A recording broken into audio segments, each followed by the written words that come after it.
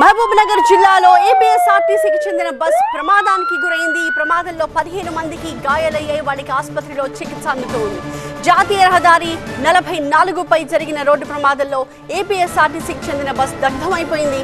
మహబూబ్నగర్ జిల్లా బురెడ్డిపల్లి దగ్గర ఈ ఘటన జరిగింది. యూటర్న్ తీసుకుంటున్న డీసీఎం వాహనాన్ని ఏపీఎస్ఆర్టీసీ బస్ ఢీకొట్టడంతో ఒక్కసారిగా బస్సులో మంటలు చెలరేగాయి. ఈ ప్రమాదంలో డ్రైవర్తో పాటుగా 15 మందికి గాయాలయ్యాయి. వారిని వెంటనే మహబూబ్నగర్ ప్రభుత్వ ఆసుపత్రికి తరలించారు. ఏపీఎస్ఆర్టీసీ బస్సు హైదరాబాద్ నుంచి అనంతపురం వెళుతూ ఉండగా ఈ ప్రమాదం జరిగింది. ప్రమాదం జరిగిన సమయంలో బస్సులో 36 మంది ప్రయాణికులున్నారు.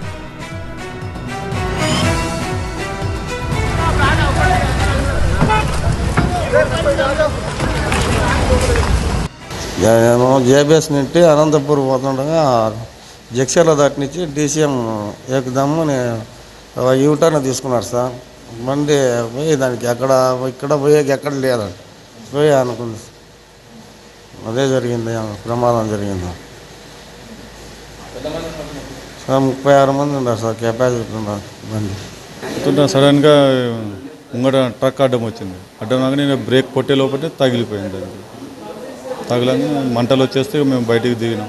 పొగలు వచ్చినాయి ముందు బయటికి దిగినాం. అప్పటికే మాకు అందరికీ కంగారులో ఉన్నాం. మా బ్రదర్కు బాగా తగిలింది.